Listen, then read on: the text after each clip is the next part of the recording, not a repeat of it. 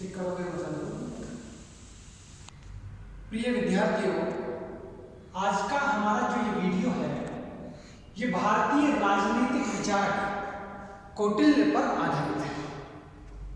राजनीति विज्ञान में बीए पाठ प्रथम और एमए के विद्यार्थियों के सिलेबस में ये विषय है। इस वीडियो में हम कौटिल्य के परिचय की चर्चा करेंगे। कौटिल्य कौन था, उसके क्या नाम थे, उसकी क्या मुख्य विशेषताएं या क्या उसके प्रसिद्धि के कारण रहे हैं, क्या उसने काम किया और किस प्रकार से उसका नाम इतिहास में अमिट है। प्राचीन भारतीय राजनीति चिंतन में कौटिल्य का नाम स्वर्णिम अक्षरों में अंकित रहेगा। अब प्रश्न आता है, वाई स्वर्णिम अक्षरों में क्यों अंकित रहेगा? क्योंकि कौटिल्य ने दो महत्वपूर्ण कार्य किए जिनके कारण वो आज विश्व राजनीति में या भारतीय राजनीति चिंतन में प्रसिद्धि प्राप्त है। पहला उसका जो कार्य है वो नंद वंश की समाप्ति और चंद्रगुप्त मौर्य को मगध का सम्राट बनाने का कार्य था। एक बहुत बड़े विशाल साम्राज्य को, जो भारत का साम्राज्य था, उसे नष्ट करके उसके स्थान पर चंद्रगुप्त मौर्य को शासक बना देना, ये उसकी बहुत बड़ी विशेषता है। और स्वयं उसका प्रधानमंत्री बन गया, स्वयं राजा नहीं बन रहा, प्रधानमंत्री बन गया। दूसरी चीज उसका जो महत्वपूर्ण कार्य है, योगदान है, वो इससे भी अधिक योगदान है। वो योगदान ये है अर्थशास्त्र नामक पुस्तक की रचना का कार्य करना। ऐसी पुस्तक की रचना की जो भारतीय राजनीति चिंतन में राजनीति और धर्म और नीति को पृथक करने वाली एक ऐसा शास्त्र है जिस शास्त्र के आधार पर भारत पश्चिम में भी अपनी योग्यता और अपना परिचय और परचम लहराने का कार्य करता है। अब हम बात करते हैं पहले कौटिल्य के परिचय की। परिचय के मतलब कौटिल्य कौन है? सबसे बड़ी चीज अगर मानी जाए तो कौटिल्य को तीन नामों से जाना जाता है। पहला नाम उसका कौटिल्य, दूसरा नाम उसका चाणक्य, तीसरा नाम उसका विष्णुगुप्त। तो प्रश्न आता है तीन नामों से क्यों जाना गया? इसके अगर हम विवेचना करें, कुटिल गोत्र में अर्थात जो कुटिल गोत्र है उसमें उत्पन्न होने के कारण उसका नाम कौटिल्य पड़ा होगा, ऐसा विचारकों की मान्यता है। दूसरी ओर अगर हम बात करें तो जो दंड नीति है, कूटनीति है, कुशाग्र उसकी बुद्धि है, जो धर्म और नीति को त्याग कर नृशंस उपाय अर्थात जो एक नहीं अपनाए जाने चाहिए ऐसे उपायों का अवलंबन करने की जो सलाह देता है, जो कुटिल बुद्धि है, उस व्यक्ति को उस कुटिल शब्द के कारण कौटिल्य नाम पड़ा है। दूसरे विचारकों की ये मान्यता। तो कौटिल्य उसका नाम हो गया, अर्थात कुटिल नीति के कारण उसका नाम कौटिल्य पड़ा। चाणक्य नाम क्यों पड़ा? इसके पिता का नाम चणक था और चणक के पुत्र होने के कारण इसका नाम चाणक्य पड़ा। इसे चाणक्य कहा जाता है।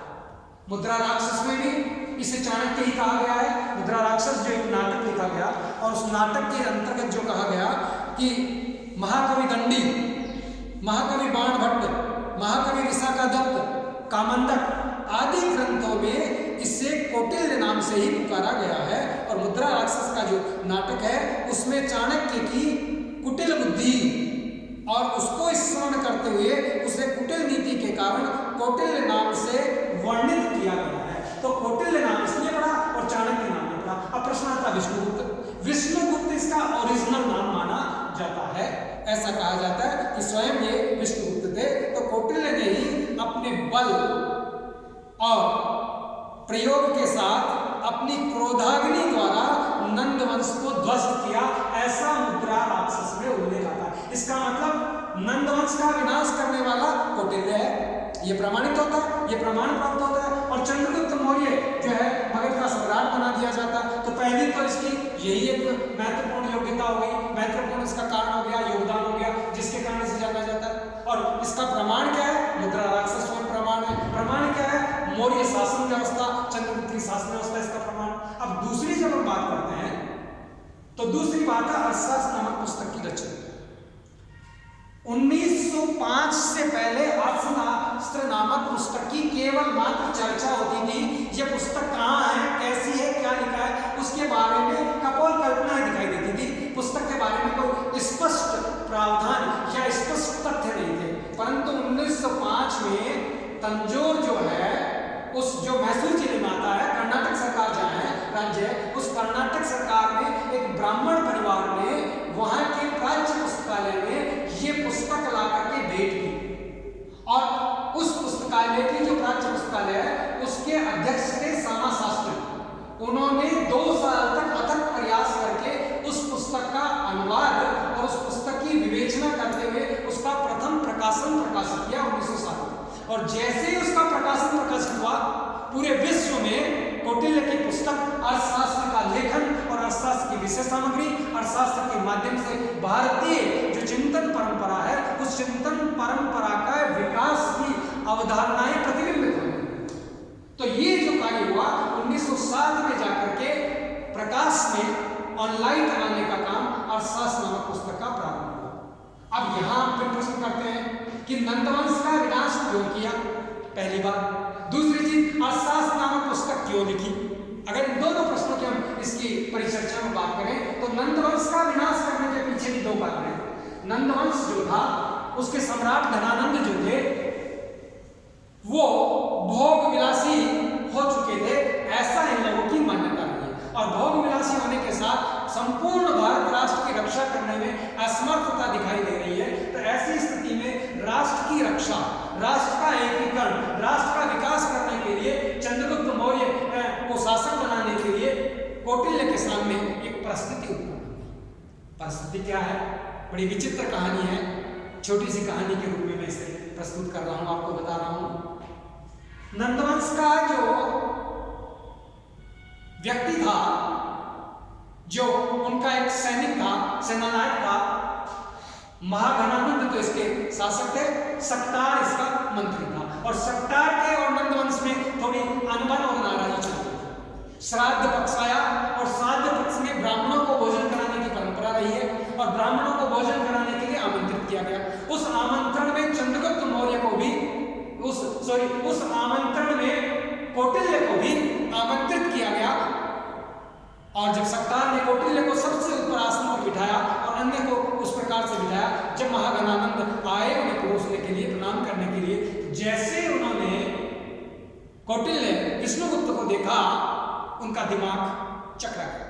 क्योंकि विष्णुगुप्त जितना बुद्धिमान, जितना कुशाग्र, जितना ज्ञानवान है, उतना ही वो कुरूप था शकल से। तो उसकी शकल देख के उसे लगा कि ये ब्राह्मण तो हो नहीं सकता, किसको बुलाया? तो उसने कहा इस चांडाल को किसने बुलाया?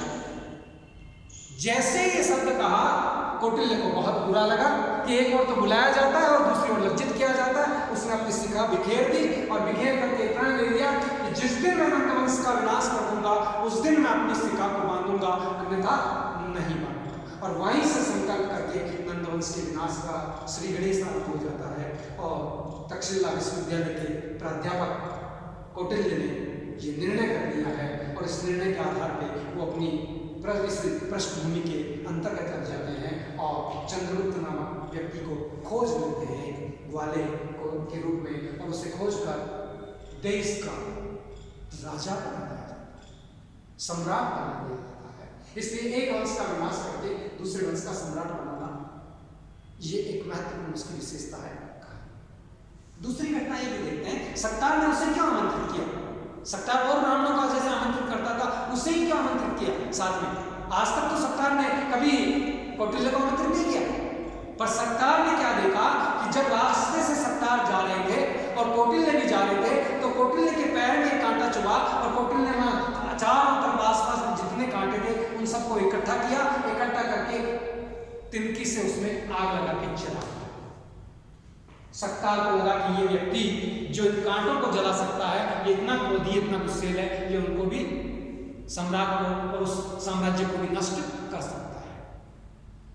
जबकि कौटिल्य के दिमाग में 2 चीजें हम ये मान के चलते आती है। एक तो ये कि इस कांटे ने मुझे नुकसान पहुंचाया और किसी को नुकसान न पहुंचाया, आने वाले अन्य लोगों को अगर मैं यहीं छोड़ के चल दिया तो अन्य लोगों को नुकसान पहुंचाएगा, इसलिए इन सभी को नष्ट कर दो जिससे आने वाले राहगीर को कष्ट प्राप्त न हो, जो मुझे कष्ट हो। देखिए उसकी दृष्टि तो समदृष्टि है, दृष्टि परोपकार की है, और सक्तार अपनी दृष्टि से उसका विश्लेषण करते हैं। इसलिए नंदवंश के अंतर्गत कौटिल्य को भोजन पर आमंत्रित किया। अब प्रश्न आता है अर्थशास्त्र। अर्थशास्त्र नामक पुस्तक के प्रकाशन से पूर्व विश्व में एक मान्यता थी कि भारतीय राजनीति चिंतन, कहने के लिए राजनीति चिंतन है, इसमें धार्मिक और दार्शनिक चिंतन के सिद्धांत ही प्रमाणित है। धार्मिक और दार्शनिक चिंतन ही है जिसमें नीति धर्म की बात अधिक कही गई है। राजनीति को एक स्वतंत्र विषय के रूप में स्वीकार नहीं किया गया। परंतु अर्थशास्त्र का प्रकाशन इस बात का खंडन करता है कि भारत में राजनीति चिंतन का विकास नहीं हुआ, और राजनीति चिंतन का विकास ही नहीं हुआ, एक स्वतंत्र राजनीतिक चिंतन का विकास भी दिखाई देता है। ऐसा इस अर्थशास्त्र नामक पुस्तक के प्रकाशन के पश्चात प्रमाणित हुआ। दूसरी ओर देखें तो कौटिल्य ने जो अर्थशास्त्र नामक पुस्तक लिखी है, उस पुस्तक में पहले उसने क्या किया है, अपने से पूर्व के राजनीतिक विचारों की व्याख्या और विचारों को लिखित करने का काम किया। जैसे मनु के विचार अर्थशास्त्र में लिखे, उसमें बृहस्पति के लिखे, भारद्वाज के लिखे, शिलालक्ष के लिखे, व्यातव्याधि के लिए नारद के विचारों का उल्लेख किया, भीष्म के विचारों का उल्लेख किया, दंती के विचारों का उल्लेख किया, इंद्र के विचारों का उल्लेख किया, पाराशर के विचारों का उल्लेख किया, और अंत में अपना मत प्रकाशित किया। इसका मतलब क्या हुआ कि भारत में कौटिल्य से पूर्व भी राजनीति चिंतन का विकास हो चुका था। ये इस बात का कौटिल्य की अर्थशास्त्र स्वयं प्रमाणित है कि इससे पूर्व इतने राजनीतिक विचारकों की जब चर्चा है तो इससे स्पष्ट होता है कि जब भारत को विश्व के राष्ट्र ये कहते हैं कि कमजोर है, पददलित है या शिक्षित राष्ट्र है, ये बात प्रमाणित करती है कि जब विश्व शिक्षित ही नहीं था, विश्व योग्य ही नहीं था, अंधकार के युग में जी रहा था, उस समय भारत में राजनीतिक चिंतन का विकास हो चुका था। इस प्रकार कौटिल्य ने अपने से पूर्व के विचार जो प्रचलित थे, उनमें जो भ्रमात्मकता थी, उसमें जो विसंकलित विचारधाराएं थी, उन विचारधाराओं का शोधन किया, और शोधन करने के पश्चात अपने विचारों को जोड़कर एक शास्त्र के रूप में उसे परिणित करके निरूपण करने का कार्य किया, और उस शास्त्र का नाम अर्थशास्त्र रखा और उसे अर्थशास्त्र नामक पुस्तक के रूप से प्रकाशित करने का कार्य किया, लेखन का कार्य। अब प्रश्न आता है, इसका नाम अर्थशास्त्र क्यों है? और भी तो नाम दे सकते, क्योंकि आज के दृष्टिकोण में, वर्तमान आधुनिक युग में अर्थशास्त्र का मतलब है वह शास्त्र जिसमें संपत्ति का वर्णन आता हो, जिसमें मुद्रा का वर्णन आता हो, जिसमें विनिमय का आता हो, मुद्रा है, विनिमय है, वितरण है, राजनीति है, जो अर्थ से संबंधित विषय है, वो सारे विषय अर्थशास्त्र का विषय है, उसको अर्थशास्त्र कहते हैं। परंतु कौटिल्य ने जो अर्थशास्त्र नाम लिखा है, उसके कारण अलग दिखाई देती है। कौटिल्य ने अर्थशास्त्र के अधिकरण 1 के स्टार्टिंग श्लोक में साफ लिख दिया है, प्रथम सूत्र में ही, पृथ्वी की प्राप्ति और पृथ्वी की रक्षा से संबंधित शास्त्र अर्थशास्त्र है। मतलब पृथ्वी में ये भूमि है, इसकी प्राप्ति कौन करता है? शासक, राजा होता है, और इसकी रक्षा कौन करता है? राजा। तो राजा और राजनीति संबंधी विषय अर्थशास्त्र है। दूसरा अंतिम जो इसका श्लोक है, जिसको हम कहते हैं अधिकरण 15, अर्थशास्त्र के अधिकरण 15 के प्रकरण 16 के अंतर्गत वो लिखते हैं कि अंतिम सूत्र में लिखते हैं, मनुष्य की जीविका को अर्थ कहते हैं। मनुष्य जो कमाता है, जो जीविका है, जीविकोपार्जन के साधन है, जीविका का माध्यम है या जीविका है, उसको अर्थ कहते हैं। और मनुष्यों से युक्त भूमि को भी अर्थ कहते हैं। मनुष्य जिस भूमि में रहते हैं उस भूमि को भी अर्थ कहते हैं। तो मनुष्य की जीविका अर्थ है और मनुष्यों से युक्त भूमि अर्थ है। उस भूमि को प्राप्त करने, उसकी रक्षा करने के जो उपाय हैं, उसको नियंत्रित करने के जो साधन हैं, उसके निरूपण करने का जो शास्त्र है, वो अर्थशास्त्र है। इसका मतलब अर्थशास्त्र में केवल आर्थिक विचार ही नहीं है।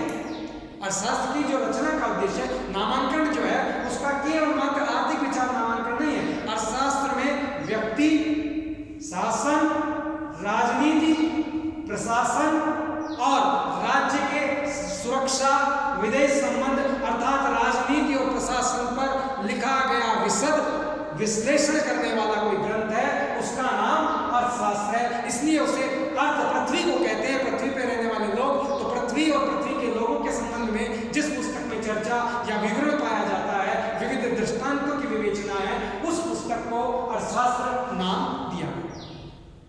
अब इस अर्थशास्त्र की रचना का उद्देश्य क्या था?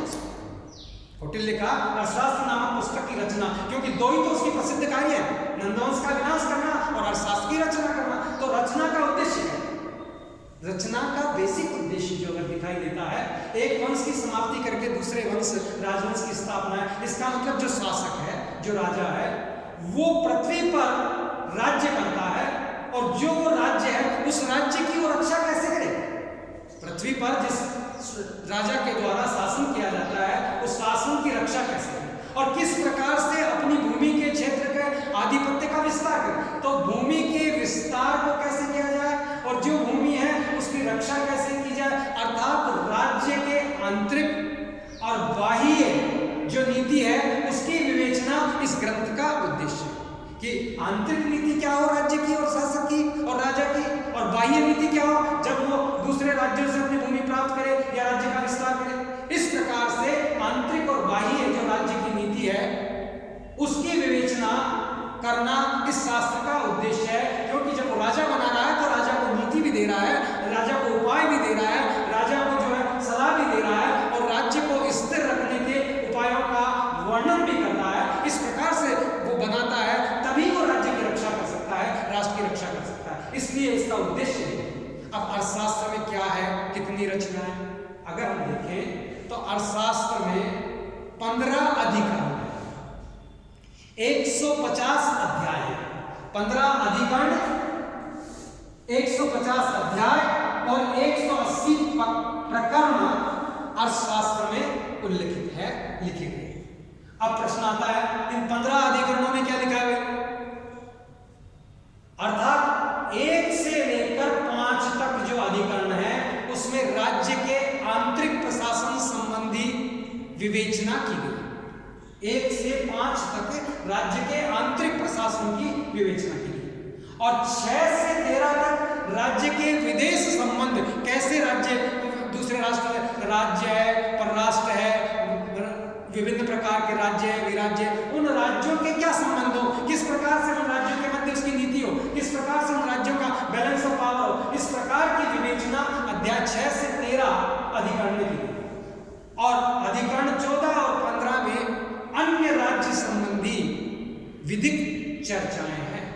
इस प्रकार से पूरे 15 अधिकरण अर्थशास्त्र के मध्य वर्णित किए गए। और अर्थशास्त्र में खनिज विद्या, प्रशासन प्रबंधन, सैन्य संचालन, नगर निर्माण, भूगर्भ विद्या और रसायन शास्त्र आदि विषयों का उल्लेख है। यहाँ विद्या का जब उल्लेख आता है कि विभिन्न प्रकार की विद्याओं का वर्णन है, तो कौटिल्य ने 4 प्रकार की विद्याओं का उल्लेख किया है कि विद्याएं 4 प्रकार, जबकि मनु ने 3 प्रकार की विद्याओं की वार्ता की और बृहस्पति ने 2 प्रकार की विद्याओं की वार्ता की है। कौटिल्य है जिसने 4 प्रकार की विद्याओं की वार्ता की है। बृहस्पति कहते हैं वार्ता और दंड 2 जो विद्याएं हैं ये महत्वपूर्ण विद्या है। मनु कहते हैं त्रयी, वार्ता और दंड, ये 3 जो नीति है, 3 जो विषय हैं, इन विषयों को एक त्रिविद्या कहते हैं, त्रयी विद्या कहा गया। कौटिल्य ने 4 प्रकार की विद्याओं का उल्लेख किया है, जिसे चतुर्दिक शब्द प्रयोग किया है, 4 प्रकार की विद्याओं का उल्लेख किया है। वो विद्याएं क्या है 4 प्रकार की? प्रथम आन्वीक्षिकी,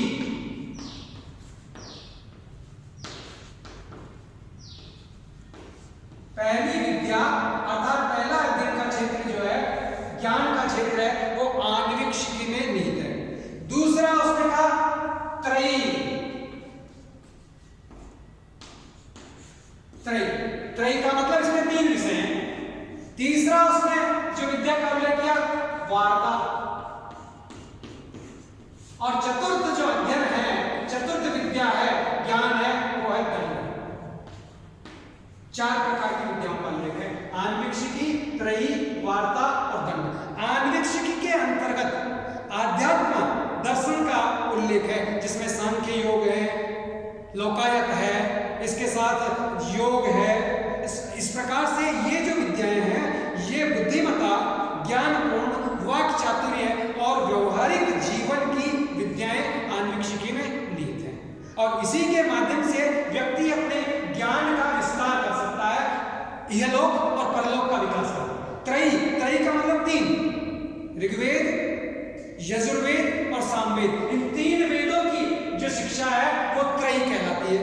और तीसरी ओर अगर हम देखें तो वार्ता, वार्ता के अंतर्गत जो है, अर्थात त्रयी क्या है, त्रयी वर्ण व्यवस्था और आश्रम व्यवस्था का ज्ञान कराने वाली 3 वेदों की शिक्षा है। और वार्ता के अंतर्गत क्या है, आर्थिक चिंतन, आर्थिक विचारों की बात करता है, भौतिक नियंत्रण की बात करता है, भौतिकता के निर्माण की बात करता है। तो वार्ता में कृषि, पशुपालन